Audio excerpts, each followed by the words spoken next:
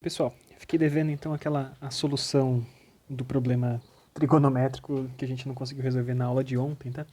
Fiquei refletindo um monte, pastando em cima dele um montão, e finalmente tomei vergonha na cara e resolvi esse negócio de uma vez só. Ele não era tão simples quanto eu estava imaginando, né? Esse primeiro triângulo ABG aqui, de fato, ele não é um triângulo equilátero como eu vou mostrar para vocês. Eu vou mostrar para vocês como que eu resolvi isso, tá? Depois de pensar um monte sobre ângulos, sobre tangentes e não sei o que. A maneira mais fácil que eu encontrei para resolver, que provavelmente não é a única, né?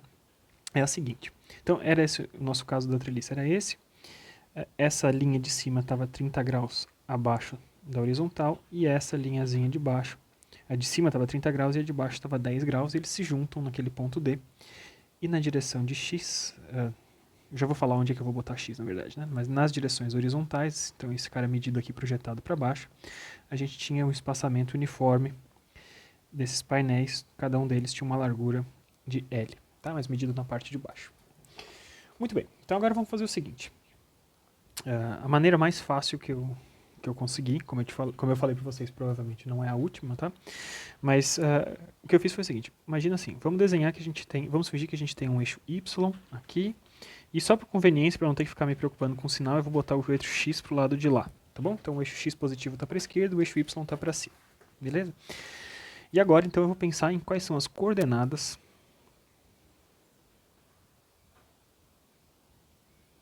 de cada um dos pontos.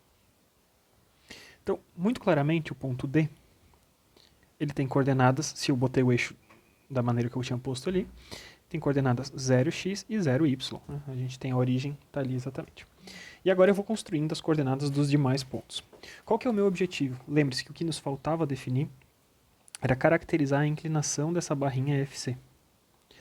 A gente queria descobrir qual que era a força que agia no elemento BC, no elemento FE. Para esses dois elementos, a própria geometria geral do problema já nos diz qual que é a inclinação que a gente deve utilizar. Né? O elemento BC está 30 graus com relação horizontal e o elemento FE está 10 graus com relação horizontal.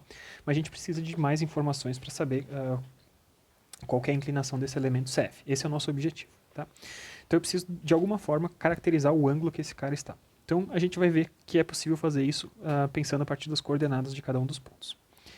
Então eu quero determinar qual que é a coordenada do ponto E, por exemplo. Tá? Coordenada do ponto E, eu posso imaginar que eu tenho um triângulozinho assim. Eu tenho o ponto D aqui na extremidade, o ponto E aqui em cima, e a parte de baixo eu sei que vale L. Perceba que eu só peguei aquele triângulozinho de baixo. E eu sei que esse ângulo aqui vale 10 graus. Tá bom? Muito bem, então quero saber a coordenada. A coordenada x desse cara, o quanto que eu caminhei em x, claramente eu caminhei exatamente L na direção de x. Tá? Então essas coordenadas estão sempre nesses valores. Então caminhei L na direção de x. Quanto que eu caminhei na direção de y? Exatamente essa quantia aqui. Tá? Então esse carinha aqui que eu quero descobrir quanto é que ele vale. Se a gente olha para esse nosso sistema, a gente sabe que tangente de 10 graus vale aquela alturinha que eu quero descobrir quanto é que vale. Vamos chamar esse carinha aqui de H, por exemplo. Tá? Aquela alturinha que eu quero descobrir dividido pelo cateto adjacente, que é L. Tá? Então eu já sei que a coordenada x, que vale H, vai ser tangente de 10 graus vezes L. Tá? Então eu tenho L e... vamos botar na ordem. L tangente de 10. Se eu quero descobrir a coordenada do ponto C, está diretamente acima dele, eu vou pegar então um triângulo parecido, só que agora aquele que vai até o ponto C lá em cima. Então tem o ponto D aqui na parte de baixo, o ponto C na parte de cima. Esse camarada agora é de 30 graus, é o mesmo ângulo que eu tenho lá em cima. Eu sei que aqui na parte de baixo eu tenho L, e eu quero descobrir então quanto é que vale esse, vamos chamar esse cara aqui que chamava de H1, essa alturinha 1, e esse camarada aqui eu vou chamar de H2. Tá? Quanto que vale esse H2? Pela mesma lógica, a gente pode escrever que a tangente de 30 graus é o cateto oposto, que vai ser H2, dividido por L. E a gente descobre, então, que H2 vale L tangente de 30. Então, a coordenada do ponto C segue sendo L na direção de x, e eu tenho L tangente de 30 graus na direção de y. Para os demais pontos, todos os outros triângulos que eu vou utilizar para achar as coordenadas de F, B G e A, todos eles são triângulos semelhantes a esses dois primeiros. A única coisa é que eu estou duplicando ou triplicando o tamanho da base. Tá? Então, por conta disso, por serem triângulos semelhantes, a gente consegue facilmente escrever quem são as coordenadas desses pontos que nos restam. Tá? Então, para o ponto F, o ponto F ele mora num triângulo semelhante àquele triângulo DEL que eu tinha, mas ele é DF e a base é de 2L. Então, na verdade, a coordenada x eu dupliquei e a coordenada y eu dupliquei. Que a gente tinha exatamente a mesma coisa. O mesmo tipo de triângulo na parte de baixo. Coordenada B, triângulo semelhante ao triângulo que eu utilizei para achar o valor de C. Então, coordenada x é 2L, coordenada y, 2L tangente de 30 graus. E só por questão de completude, eu não vou nem utilizar tudo isso, mas enfim. Ponto A, seguindo a mesma lógica, eu tenho 3L, 3L tangente de 30. E ponto G ali, o último, é coordenada x de 3L, coordenada y 3L tangente de 10 graus. Tá? Para que eu estou fazendo isso? Eu quero descobrir a inclinação daquele ponto C e F. E agora eu tenho um sistema de coordenadas que me permite fazer isso. Como que eu descubro a coordenada, a inclinação desse elemento CF? Então, eu pegar o elemento CF, eu posso simplesmente pegar, então, as coordenadas, a orientação que define esse elemento CF, lembre-se lá de geometria analítica, né? E álgebra linear, na verdade, a gente vai pegar simplesmente a coordenada x do ponto final, menos a coordenada x do ponto inicial. Temos a coordenada y do ponto final, menos a coordenada y do ponto inicial.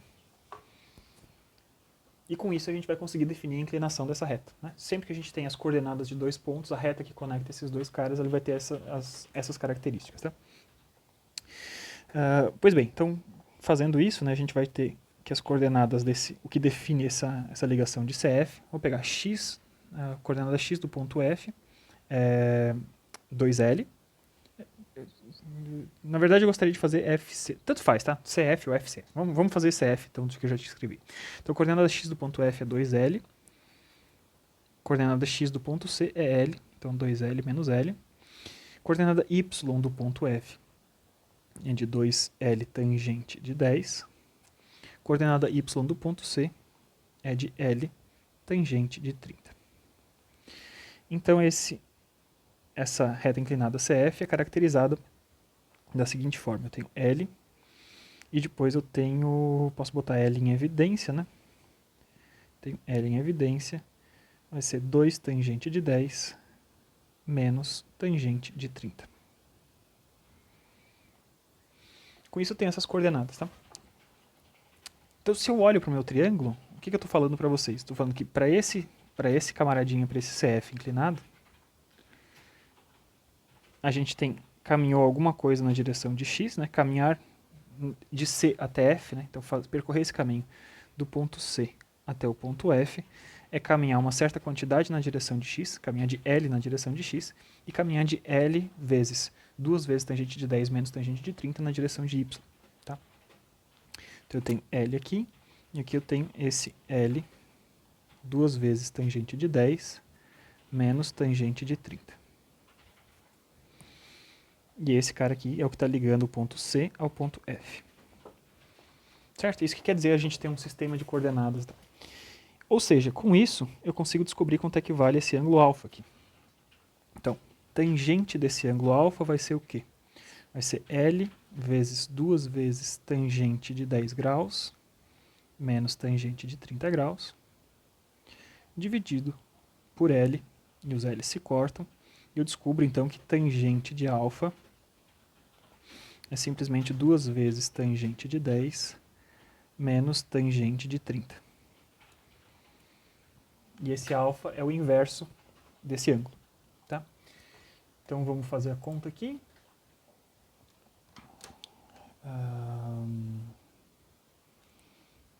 Tem uma questãozinha de sinal ali, tá? Mas vocês já vão ver o que vai acontecer. Então, eu tenho tangente de 10, tenho 2 vezes tangente de 10 menos tangente de 30 Isso aqui me deu menos 0,224. Ele deu negativo porque o meu eixo x está apontando para a esquerda, então na verdade é como se esse triângulo tivesse todo para um lado meio negativo da coisa. Tá? Então isso. Alfa vai ser tangente a menos 1 disso aqui. 2 vezes tangente de 10 menos tangente de 30 graus. Só que como a tangente é de um ângulo positivo, né, o módulo da tangente é igual à tangente do módulo. Né, basicamente isso. Então esse alfa eu vou considerar, vou pegar apenas o módulo, tá? Então eu tive que tirar o módulo por conta desse meu eixo x que está apontando para o outro lado. Tá? Então esse alfa ele vai ser, fazendo a conta disso, vai ser tangente inversa. E eu descubro então que o tangente vai de 12,66 graus. Então a gente não ia achar isso na mão de jeito nenhum, né? Mas a gente achou então alguma coisa que define essa inclinação dessa partezinha. O que eu posso fazer com isso? Agora sim, a gente volta lá e resolve, como eu estava descrevendo para vocês, simplesmente o problema de método das seções. Né? Então eu fiz aquele corte que passa pelas barras BC, CF e EF. Ao fazer esse corte, a gente observa essa situação aqui. Né? Eu faço aparecer então essas forças FBC, FCF e FEF. FBC e FCF, eu sei as inclinações que eles tinham, e me faltava uma forma de caracterizar essa inclinação de FCF, e agora eu sei o ângulo que esse cara faz com relação à horizontal. Tá? Então agora fica tudo muito mais fácil, e como eu tinha recomendado, basta a gente fazer somatório de momentos com relação ao ponto F. Por esse ponto passam tanto as forças de EF quanto de CF, então eu consigo descobrir diretamente quanto é que vale essa força de BC. Tá? Em seguida eu posso fazer uma somatória de momentos com relação ao ponto C. Por esse lugar passam tanto as forças de BC quanto a força de CF, consigo descobrir diretamente quanto vale FEF. E finalmente eu posso fazer uma somatória de forças em X, por exemplo, com as componentes de X de FBC e FEF, que eu já conhecia, descubro quanto é que é a componente X de FCF, e agora, como eu sei qual é a inclinação que esse cara tem, de 12,66 graus, consigo descobrir quanto é que vale ele todo, FCF inteiro, tá bom? Então só queria gravar esse vídeo para ficar registrado aí que a gente resolve esse problema sem grandes dificuldades, tá? Eu deixo vocês substituírem os valores nessas somatórias de força, mas é um exemplo de como a gente pode utilizar o método das seções. Infelizmente a gente perdeu muito tempo ontem achando que era um problema de trigonometria mais fácil do que ele era efetivamente.